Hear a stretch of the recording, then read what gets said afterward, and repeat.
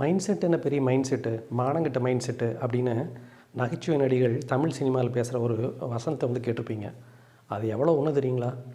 Mind set அப்படிங்கிறது எவ்வளோக்கு எவ்வளோ ஒரு ஒரு ஹாப்பியான ஒரு விஷயமோ அதே அளவு ஒரு கேவலமான விஷயம். காரணம் என்னென்னா, இந்த மைண்ட் செட் தான் ஒவ்வொரு மனுஷனையும் மாட்டுது.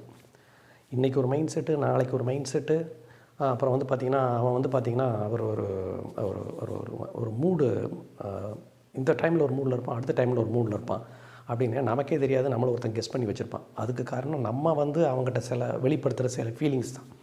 திடீர்னு பேச பேச சில பேர் என்ன பண்ணுவாங்க, பேசிகிட்டே இருப்பாங்க, ஒரு சின்ன விஷயமா இருக்கும், டக்குன்னு கோச்சுட்டு போய்க்குவாங்க. அது ஒரு மாதிரி மைண்ட் செட்டு. சில பேர் எவ்வளவு தான் அடித்தாலும் நான் தாங்குவேன் அப்படிங்கிற மாதிரி அவன் என்ன பேசினாலும் சரி அதை ஏற்றுக்கிட்டே இருப்பாங்க. இவங்க பெஸ்ட்டான ஆள். இவங்க உள்ளுக்குள்ளே என்ன நினைக்கிறாங்க அப்படின்னா ஆப்போனண்ட்டில் கண்டுபிடிக்கவே முடியாது.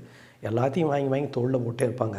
ஆனால் அவங்களுக்கு எது ரைட்டுன்னு படுதோ, அவங்களோட மைண்ட் செட் எது ரைட்டுன்னு சொல்லுதோ அதை பண்ணிட்டு போயிருக்கவங்களா இருப்பாங்க. இவங்களை நம்ம கண்டுபிடிச்சி இந்த மாதிரி ஆளுகிட்ட இருந்தால் நல்லாயிருக்கும் அப்படிங்கிறத கண்டுபிடிக்கிறது ரொம்ப ரொம்ப பெஸ்ட்டு. இந்த மைண்ட் செட் என்ன பண்ணும் அப்படின்னா, எப்பப்பெல்லாம் நம்ம வேண்டாத விஷயங்களை கேட்குறோம், வேண்டாத விஷயம், அதாவது ஒரு இறப்பு செய்தி, அல்லது ஒருத்தர் நோய்வாய்ப்பட்டுருக்கிறாரு அப்படிங்கிற செய்தி, அல்லது நம்மளுடைய நெருங்கிய நட்பர் வட்டாரத்திலையோ உறவினர் வட்டாரத்திலையோ ஒருத்தர் இறந்து போயிட்டார் அப்படிங்கிற செய்தியெல்லாம் டக்குன்னு நம்ம மைண்ட் செட்டுக்குள்ளே வந்தோன்னா நம்ம உடனே என்ன பண்ணுவோம்னா, ஒரு நிமிஷம் அப்படி கொஞ்சம் தடுமாறிடுவோம். அது வெளியே காமிக்க மாட்டோம். ஒரு அன்ஹாப்பினஸ் மைண்டுக்குள்ளே நம்மக்கிட்ட வந்துடும். ஸோ இந்த மைண்ட் செட்டை கையாளுறது ரொம்ப ரொம்ப கஷ்டம். இதுக்கு நிறைய வயது முதிர்ச்சி அப்படிங்கிறது வேணும். சின்ன குழந்தைகிட்ட இருக்கக்கூடிய மைண்ட் செட்டு வேறு, நம்மகிட்ட இருக்கிற மைண்ட் செட்டு வேறு. அது இன்றைக்கி சண்டை போட்டுக்கும், நாளைக்கு ஒன்றா சேர்ந்துக்கும். ஆனால் நம்ம அப்படி கிடையாது.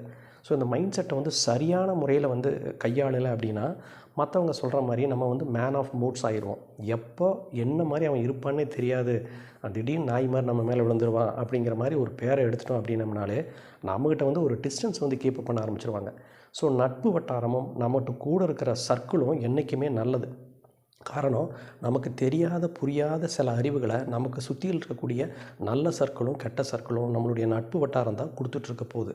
இது பார்த்திங்கன்னா நம்ம காசு கொடுக்காம நம்ம படிக்கக்கூடிய பள்ளிக்கூடம் நம்மளுடைய சர்க்கிள் தான். ஸோ இந்த மைண்ட் செட்டை சரியான முறையில் கையாளுங்க. சட்டுன்னு கோவப்படுறது, ஸ்ட்ரெஸ் ஆகிக்கிறது, ஷார்ட் டெம்பர் ஆகிக்கிறது, இதெல்லாமே நம்மக்கிட்ட நம்ம மைண்ட் செட்டில் நம்ம பண்ணிக்கிறது தான்.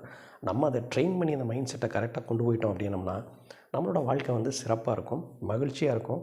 நம்மகிட்ட வரவனும் மகிழ்ச்சியாக இருப்பான். மறுபடியும் ஒரு சிறப்பான வீடியோவில் சந்திப்போம். அது வரைக்கும் பாய்.